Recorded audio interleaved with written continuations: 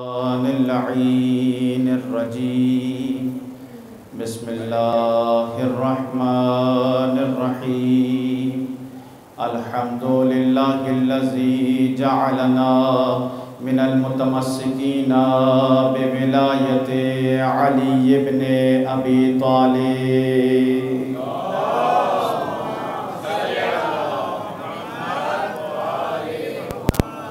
ثم الصلاة والسلام على أشرف الأنبياء والمرسلين خاتم النبيين سيدنا ومولانا أبي القاسم محمد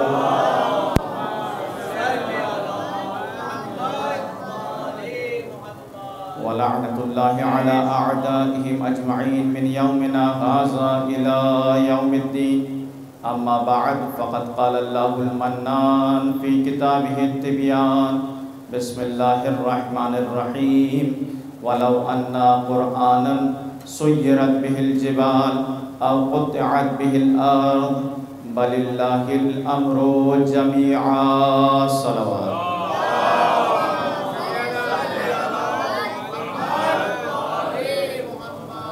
عزیزان محترم، عنوان ہے قرآن اور اسرار خلقت، اور اس عنوان کے تحت سورہ مبارکہ رعد کی آیت نمبر 31 کے پہلے حصے کو آپ کی سماعتوں کی نظر کرنے کا شرف حاصل کر رہا ہوں، جس میں ارشاد رب العزت ہو رہا ہے وَلَوْ أَنَّ قُرْآنًا سُيِّرَتْ بِهِ الْجِبَالُ أَوْ قُطِّعَتْ بِهِ الْأَرْضُ أَوْ كُلِّمَ بِهِ الْمَوْتَى بَلِ اللَّهِ الْأَمْرُ جميعا. قبل اس کے کہ آیت کا ترجمہ آپ کے سامنے پیش کروں، قرآن مجید کی اہمیت کو سمجھیں اور پھر اس کے ترجمے کو آپ کے سامنے پیش کروں گا تو آپ کے لیے مطلب واضح ہو جائے گا. دیکھیں، کیا کائنات میں کوئی ایسی کتاب موجود ہے کہ جس کے ذریعے سے پہاڑ کو اس کی جگہ سے ہٹایا جا سکے؟ ساتھ ہیں یا نہیں؟ کوئی ایسی کتاب ہے کہ جس کی معلومات ایسی، جو ایسے علوم پر مشتمل ہو، ایسی معلومات پر مشتمل ہو کہ جس کے ذریعے سے پہاڑ کو اس کی جگہ سے ہٹایا جا سکے؟ یا کوئی ایسی کتاب موجود ہے کہ جس کے ذریعے سے زمین کو سرعت کے ساتھ انسان طے کر سکے؟ یا کوئی ایسی کتاب ہے کہ جس کے ذریعے سے مردے سے ہم کلام ہوا جا سکے؟ آپ مجھے بتائیے کہ کیا کائنات میں کوئی کتاب یہ دعویٰ کر سکتی ہے ان تینوں باتوں کا، کہ وہ اپنے اندر یہ تاثیر رکھتی ہو، یہ اثر رکھتی ہو کہ اس کے ذریعے سے پہاڑ کو ہٹایا جا سکے، مردے سے گفتگو کی جا سکے، طی الارض یعنی زمین میں ایک شہر سے دوسرے شہر تک سرعت کے ساتھ پہنچا جا سکے؟ کیا ممکن ہے کہ کوئی ایسی کتاب دعویٰ کرے؟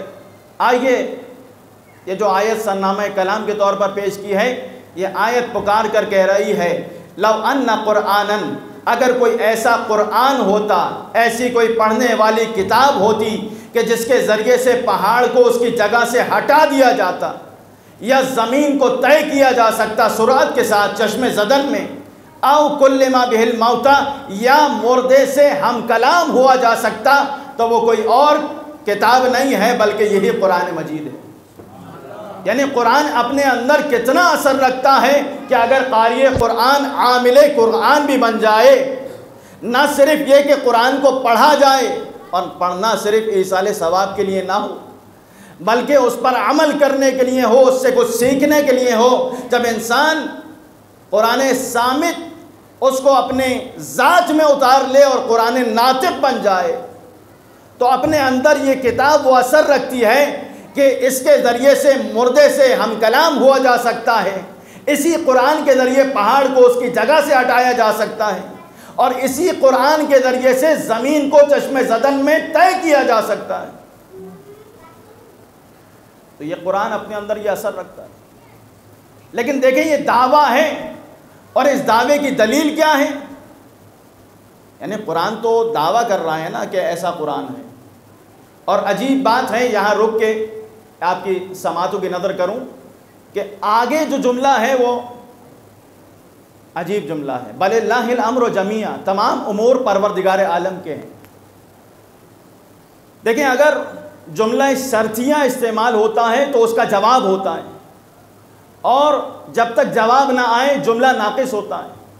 یعنی اگر میں آپ سے یا آپ مجھ سے کہیں کہ آپ ہمارے یہاں مہمان آئیں اور اس کے بعد آپ خاموش ہو جائیں تو اگلا کیا کہے گا؟ سامنے سے یہ جواب آئے گا کہ آپ ہمارے ساتھ کیا برتاؤ کریں گے؟ تواضع ہوگی یا کسی اور طرح کی تواضع ہوگی؟ ساتھ ہیں یا نہیں ہے؟ یعنی جواب اگر حذف ہو جائے تو جملہ ناقص ہو جاتا ہے کہ اگر آپ ہمارے یہاں مہمان بنیں اور یہاں خاموش ہو جائے انسان۔ لہذا فصاحت و بلاغت کا تقاضا کیا ہے کہ جواب کو ذکر کیا جائے، جواب کو حذف نہیں کیا جائے گا۔ جواب کیا ہے؟ جواب یہ ہے کہ ہم آپ کا اکرام کریں گے، مہمان نوازی کریں گے آپ کی، ہے یا نہیں؟ تب جا کے جملہ مکمل ہوگا۔ لیکن قرآن کیا کہہ رہا ہے اس آیت میں کہ اگر کوئی ایسا قرآن ہوتا کہ جس کے ذریعے پہاڑ کو اس کی جگہ سے ہٹایا جاتا، مردے سے ہم کلام ہوا جا سکتا، یا زمین کو چشم زدن میں طے کیا جا سکتا، بل اللہ الامر جمیعا، اور تمام امور پروردگار عالم کے پاس ہیں۔ یعنی یہاں پروردگار عالم نے جواب کو حذف کر دیا، تو کیا قرآن کی فصاحت و بلاغت کے خلاف ہے یہ؟ نہیں، یہ عین فصاحت و بلاغت کے مطابق ہے۔ کس طرح سے؟ اس طرح سے کہ جب جواب بہت واضح ہوتا ہے اسے حذف کر دیا جاتا ہے۔ یعنی یہاں پروردگار عالم بتانا یہ چاہتا ہے کہ دیکھو کوئی اور کتاب نہیں ہے، وہ یہی قرآن ہے جو اپنے اندر یہ تمام اثرات رکھتا ہے، اس لیے پروردگار عالم نے جواب کو حذف کر دیا ہے۔ صلوات بھیجیے محمد و آل محمد۔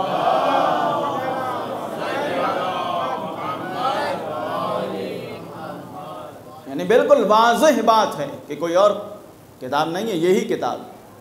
لہذا کوشش کیجئے کہ اپنی زندگی میں قرآن کو شامل کریں۔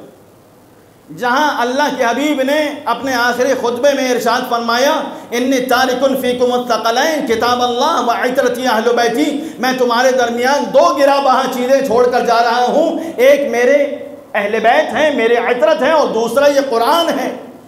لہذا انسان کے لیے لازم ہے کہ جہاں آل محمد سے متمسک ہے وہیں ثقل آخر کہ جو قرآن مجید کی صورت میں ہو اس سے متمسک ہو جائے۔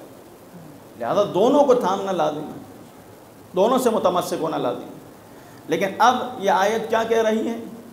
یہ تو میں نے کچھ مختصر سی تفسیر اور کچھ ترجمہ اور کچھ باتیں آپ کی سماعتوں کی نظر کی۔ آیت کہہ رہی ہے کہ کوئی قرآن ایسا ہوتا کہ جس کے ذریعے پہاڑ کو اس کی جگہ سے ہٹایا جاتا، یا زمین کو چشم زدن میں طے کیا جا سکتا، یا مردے سے گفتگو کی جاتی، لہذا قرآن تو وہ یہی قرآن ہوتا ہے۔ جواب حذف ہے۔ تو اب یہ قرآن مجید کا دعویٰ ہے کہ یہی قرآن ہے کہ جو اپنے اندر یہ تینوں اثرات رکھتا ہے، لیکن اگر واقعتاً وارثان قرآن نہ ہوتے تو یہ تمام کے تمام دعوے رہ جاتے۔ کوئی آگے کہہ سکتا تھا کہ یہ حق پر مبنی بات نہیں ہے، لیکن اس قرآن کی حقانیت کو آل محمد نے ثابت کیا۔ کس طرح سے ثابت کیا؟ کہ جب مباہلہ کے میدان میں آئے، کون؟ جب نبی کریم مباہلہ کے لیے نکلے، آغوش میں امام حسین ہیں، ہاتھ میں امام حسن کا ہاتھ ہے، پیچھے پیچھے سیدہ ہیں، اور ان کے پیچھے مولا متقیان ہیں۔ اس انداز میں جب یہ ہستیاں عیسائی راہبوں کے سامنے آئیں تو وہ یہ کہنے پر مجبور ہو گئے، ہم ایسے چہروں کو دیکھ رہے ہیں کہ اگر یہ چہرے اشارہ کر دیں پہاڑ اپنی جگہ کو چھوڑ دے گا۔ صلوات بھیجیے محمد و آل محمد۔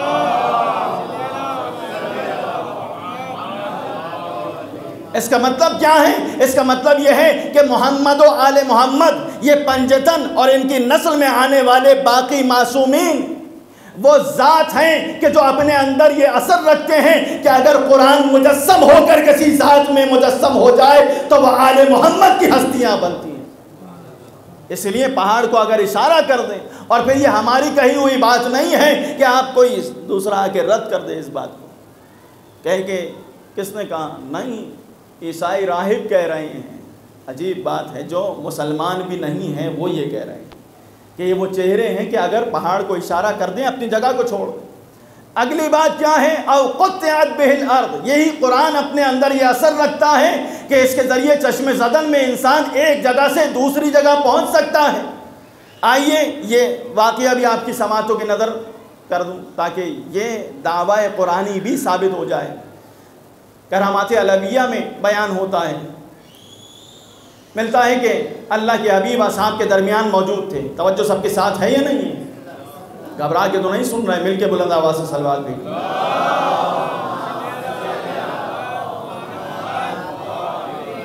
اللہ کے حبیب اپنے اصحاب کے درمیان موجود ہیں، اتنے میں ایک شخص آیا اور اس شخص نے آ کے کہا کہ آج علی ہمارے مہمان تھے۔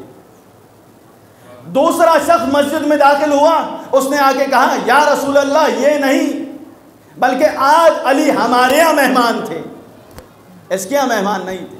تیسرا شخص آیا اور اس نے آ کے کہا کہ یا رسول اللہ ان دونوں کی بات درست نہیں ہے، اس وقت علی میرے گھر مہمان ہیں۔ توجہ ہے یا نہیں ہے؟ بیدار ہو کے سنیے گا۔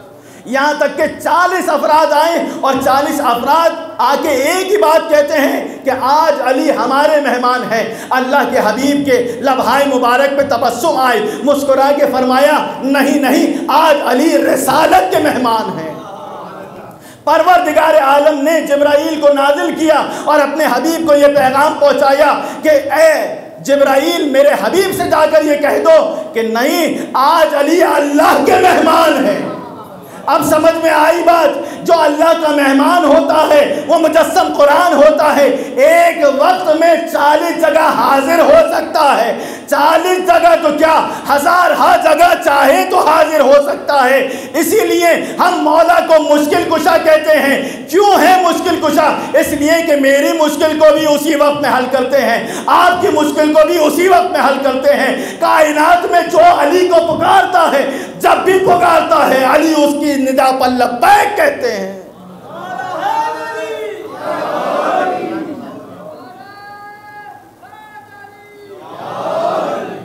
ایک وقت مولا 40 جگہ نظر آئے تو یہ طے کرنا ہے نا مسافت کو سرعت کے ساتھ، اور اس سے بڑھ کر مرحلہ ہے بہرحال، اس لیے کہ ایک مرحلہ تو یہ ہے کہ انسان ایک وقت میں ایک جگہ سے دوسری جگہ جا رہا ہے، لیکن ایک وقت میں ایک جگہ ہو اور دوسری جگہ بھی دکھائی دے۔ توجہ ہے یا نہیں ہے؟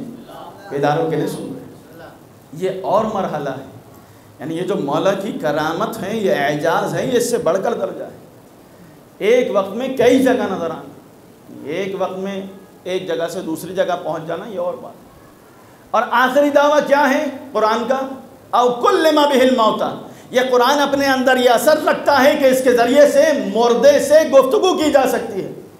یہ بھی امیر المومنین کا اعجاز ہے کہ جب مولا متقیان کی خدمت میں کچھ دشمن آئے اور انہوں نے چاہا کہ مولا ایک جنازہ پڑھا دیں، اور مولا نے کہا کہ کیا میں اس جنازے کو پڑھا دوں، اجازت ہے؟ تو کہنے لگے کہ ہاں پڑھا دیجئے۔ لے کر کس کو آئے تھے؟ ایک زندہ شخص کو لے کر آئے تھے۔ ہدف کیا تھا؟ ہدف یہ تھا کہ اس کے ذریعے سے مولا کا مذاق اڑایا جائے، لیکن یہ جانتے نہیں ہیں کہ یہ کائنات کا امیر ہے، یہ مجسم قرآن ہے۔ لہذا جب مولا نے نماز جنازہ پڑھا دی تو اس کے بعد آئے اور ہلاتے رہ گئے، مگر وہ ہلا نہیں۔ کیوں؟ اس لیے کہ جس کا جنازہ علی پڑھا دیں وہ دوبارہ زندہ نہیں ہو سکتا۔ لہذا اب جب پریشان ہوئے تو مولا کے قدموں میں گرے اور مولا سے مخاطب ہو کر کہا کہ مولا یہ تو زندہ لے کر آئے تھے، یہ مردہ ہو گیا۔ تو اب کلم بہ الموتیٰ، مردے کے ساتھ گفتگو ہو سکتی ہے اسی قرآن کے ذریعے۔ ایک مرتبہ علی ابن ابی طالب نے ٹھوکر مار کے کہا قم باذن اللہ، اللہ کے اذن سے کھڑا ہو جا، تو جو مردہ تھا وہ دوبارہ زندہ ہو گیا۔ اب مجھے یہ جملہ کہنے کی اجازت دیجئے کہ زندے کو مردہ کر دینا، مردے کو دوبارہ زندہ کر دینا، یہ قرآن صامت کا دعویٰ ہے جس کو ایک ذات ثابت کر کے دکھا رہی ہے۔ وہ کوئی اور ذات نہیں ہے، وہ ذات ہے کہ جو خود اپنے متعلق کہہ رہی ہے انا کلام اللہ الناطق، میں اللہ کا بولتا ہوا قرآن ہوں۔ مل کر بلند آواز سے صلوات دی۔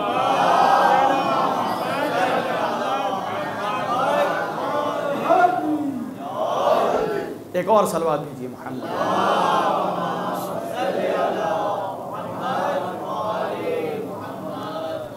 تو یہ قرآن کا دعویٰ کس نے سچا کیا؟ کائنات کے امیر نے۔ لیکن یاد رکھیے، یہ باتیں میں نے فضائل کے باب میں بیان کی تاکہ مطلب خشک نہ ہو، یہ قرآن ہمارے لیے بھی وہی اثر رکھتا ہے۔ توجہ ہے یا نہیں؟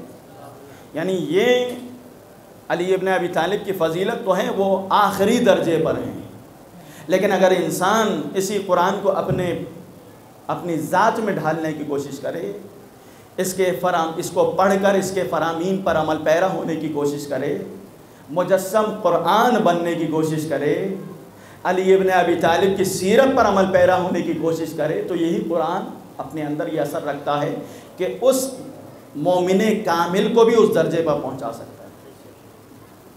یہ چیزیں مولا کی ذات سے مخصوص نہیں ہیں کہ آپ کہیں کہ فقط ان سے مخصوص ہے، نہیں، یہ ان کے جو درجہ ہے، ان کا درجہ اس سے کہیں بلند و بالا ہے، انسان اس کو سمجھ نہیں سکتا، درک نہیں کر سکتا۔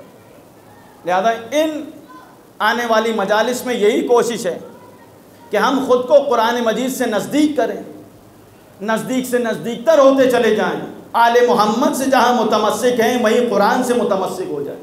تو پہلا ہدف یہی ہے کہ قرآن مجید سے نزدیک ہوں، پڑھنے کی کوشش کریں۔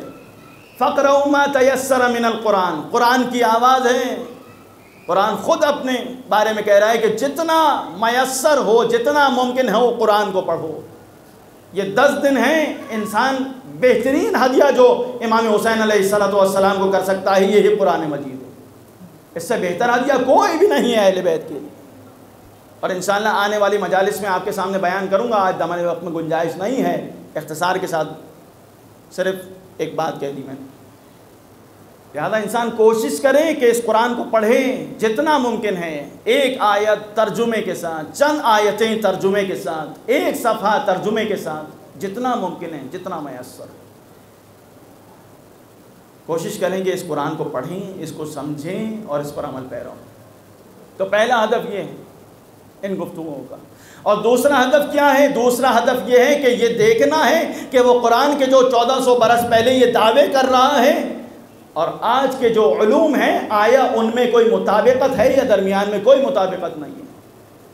یعنی آج کے علوم سائنس کے مطابق جو مسلمات ہیں، مختلف فی کی بات نہیں ہو رہی جس میں کوئی اختلاف نہیں، جو طے شدہ ہیں اور سب اس کو بات کو مانتے ہیں، ان آیات کو اس عنوان کے تحت دیکھیں گے کہ وہ کون سی آیات ہیں کہ جو آج کی جدید سائنس کے مطابق ثابت ہو رہی ہیں اور آج کے علوم ان کو ثابت کر رہے ہیں کہ یہ قرآن مجید کے جو 1400 برس پہلے بیان کی ہوئی باتیں ہیں آج وہ حقیقت پر مبنی ہیں اور ثابت ہو رہی ہیں۔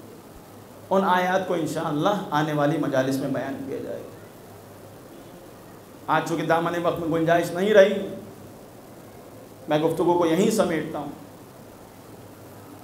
خود کو قرآن سے نزدیک کریں، جتنا ممکن ہے اہل بیت سے نزدیک ہوں، مولا متقیان سے نزدیک ہوں، راہ و رسم میں تبدیل نہ ہو جائے یہ عزاداری۔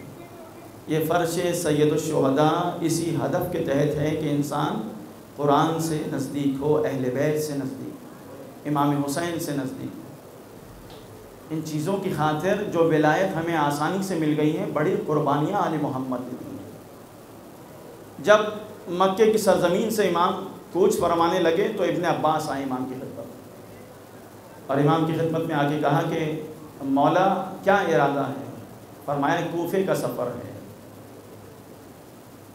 اور کوفے کی طرف روانہ ہونا ہے۔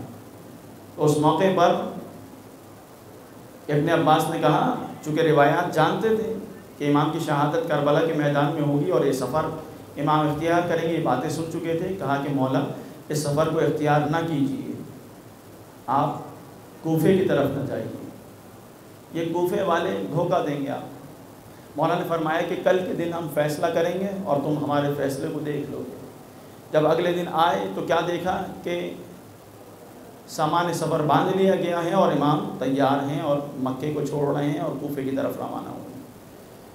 جب امام کے سفر کو دیکھ لیا، ایک مرتبہ امام کے نزدیک آئے ابن عباس اور آ کے کہا کہ اے مولا واقع آپ سفر کا ارادہ کر چکے ہیں مگر اکیلے جائیے، بیویوں کو ساتھ نہ لے کے جائیں۔ یہ بیویوں کو اپنے ساتھ کیوں لے کے جا رہے ہیں؟ اجرکم اللہ۔ اب یہاں امام حسین علیہ السلام نے جواب نہیں دیا، بلکہ ایک عماری کے محمل کا پردہ اٹھا اور ایک بہن نے ابن عباس سے مخاطب ہو کر یہ کہا، ابن عباس کیا بہن کو بھائی سے جدا کروانا چاہتے ہیں؟ اجرکم اللہ۔ تھک کے گریہ نہیں کرنا، حق ادا ہو جانا چاہیے۔ یہ کاروان روانہ ہوا اور 2 محرم آ گئی جو آج کی تاریخ ہے۔ جب امام کربلا کی سرزمین پر پہنچے، سواریاں بدلی مگر کوئی سواری آگے نہیں بڑھی۔ 7 یا 6 یا 7 امام نے سواریاں تبدیل کی مگر کوئی سواری آگے نہیں بڑھی۔ ایک مرتبہ مولا نے اپنے بھائی عباس کو بلایا، کہا بھیا عباس ذرا اس بستی کے رہنے والوں سے یہ سوال کرو کہ یہ بستی کیا ہے، کون سی جگہ ہے، اس کا نام کیا ہے۔ بنی اسد کے قبیلے کے لوگ آئے اور آگے کہا کہ مولا اس زمین کا نام ماریہ ہے۔ مولا نے فرمایا کہ نہیں، کوئی اور نام ہے تو بتاؤ۔ تو کسی نے کھڑے ہو کے کہا یقال لہا شط فرات، اس کو شط فرات بھی کہتے ہیں۔ مولا سوال کرتے گئے کہ کیا کوئی اور نام ہے؟ تو جواب ملا کہ یقال لہو نینوا، اسے نینوا بھی کہتے ہیں۔ یہاں تک کہ روایت میں ملتا ہے کہ بہت سے نام امام نے سوال کیا اور زمین کے بتائے گئے، لیکن ایک مرتبہ ایک بوڑھا شخص کھڑا ہوا اور کھڑے ہو کے کہنے لگا یقال لہا کربلا، اے مولا و آقا اس سرزمین کو کربلا بھی کہتے ہیں۔ اجرکم اللہ۔ بس مولا نے یہ نام سنا، کربلا کا نام سننا تھا۔ کربلا کو کربلا کیوں کہتے ہیں؟ اس لیے کہ کرب و بلا کی سرزمین ہے، نہ کسی نبی کو راز آئی، نہ کسی وسیع کو اس کے راز آئی، کسی کو یہ زمین راز نہیں آئی، مگر ایک مرتبہ جیسے ہی یہ نام سنا سید الشہداء نے فرمایا یہی کرب و بلا کی زمین ہے، یہاں ہمارے بچوں پر پانی بند کر دیا جائے گا، ہمارے بچے 3 دن پیاسے رہیں گے، یہاں ہمارے خیموں کو جلایا جائے گا۔ اور پھر میں اپنے انداز میں بیان کر رہا ہوں، مولا نے ایک ایک کر کے مصائب پڑھنا شروع کیے۔ فرمایا یہی علی اکبر کے کلیجے میں برچھی لگے گی، یہی میرے ننھے اصغر کو ہورملہ کا 6 شعبہ تیر آ کر لگے گا، یہی اسی سرزمین پر میرے عباس کے دونوں شانے کاٹ دیے جائیں گے۔ اجرکم اللہ، اجرکم اللہ۔ یعنی کیا مصیبت ہے کربلا کی زمین میں۔ اور پھر امام نے جب کربلا کا نام سنا تو قریے والوں سے کہا کہ اس زمین کو ہمیں فروخت کر دو۔ 60,000 درہم کی امام نے وہ سرزمین خریدی، اور جب وہ سرزمین خرید لی تو خریدنے کے بعد بنی اسد کے لوگوں کو تحفے میں واپس کر دی، اور 3 شرطیں رکھی۔ کہا اے بنی اسد کے لوگوں، دیکھو جب بھی کوئی ہمارا زائر آئے، ہماری قبر کا نشان تم سے پوچھے، اسے ہماری قبر کا نشان بتا دینا۔ مولا دوسری شرط کیا ہے؟ فرمائے دوسری شرط یہ ہے کہ جب بھی ہمارا کوئی زائر آئے اسے 3 دن اپنے یہاں مہمان کرنا۔ اجرکم اللہ۔ میں کہوں گا آقا 3 دن کی شرط کیوں ہے؟ عجب نہیں مولا جواب دیں، ارے ہم پر 3 دن کے لیے پانی بند کیا گیا، اسی لیے ہم نے 3 دن مہمان رکھنے کی شرط کی۔ اجرکم اللہ۔ آخری شرط کیا ہے؟ مولا نے فرمایا آخری شرط یہ ہے کہ دیکھو جب یزیدی اپنے لشکر کو دفنا کے چلے جائیں اور اپنے سپاہیوں کو دفنا کے جائیں، ان کی قبریں بنا دیں، ارے تم آنا ہمارے لاشوں کو دفنا دینا۔ اجرکم اللہ۔ یہ مرد بنی اسد کے روتے ہوئے واپس پلٹے، اور جیسے ہی یہ واپس پلٹے ایک مرتبہ امام نے آواز دی اے بنی اسد کے لوگوں ذرا اپنی مستورات کو بھیج دو۔ جیسے ہی خواتین آئیں بنی اسد کی، مولا نے فرمایا ہمارے ساتھ بھی مستورات ہیں، زینب کبریٰ ہمارے ساتھ ہے، ام کلثوم ہمارے ساتھ ہے، دیکھو اگر تمہارے مرد دفنانے کے لیے نہ آئے، ارے تم پانی بھرنے کے بہانے آنا، ہمارے لاشوں کو دفنا دینا۔ اجرکم اللہ۔ تھک کے گریہ نہیں کرنا۔ میں آخری جملہ مصائب کا کہنے والا ہوں۔ ایک مرتبہ جب یہ عورتیں روتی ہوئی پلٹی، مولا نے آواز دی اے بنی اسد کی عورتوں اپنے بچوں کو بھیج دو۔ جیسے ہی بنی اسد کے بچے آئے، مولا نے فرمایا ارے ہمارے ساتھ بھی بچے ہیں، میرے ساتھ ننھا اصغر ہے، ارے میرے ساتھ 4 سال کی سکینہ موجود ہے۔ اجرکم اللہ۔ ایک مرتبہ مولا نے ان بچوں سے مخاطب ہو کر کہا اے بنی اسد کے بچوں اگر تمہارے ماں باپ ہمیں دفنانے کے لیے نہ آئے ارے تم کھیلنے کے بہانے آنا ایک مشت خاک کی ہم پر ڈال دینا میں کہوں گا آقا آپ کو دفن ہونے کا کتنا اشتیاق تھا مگر ہائے جب عاشور کا دن گزرا 11 محرم گزر گئی 12ویں بھی گزر گئی کوئی دفنانے کے لیے نہیں آیا ارے 3 دن یہ لاشا کربلا کی تپتی ہوئی ریت پر پڑا رہا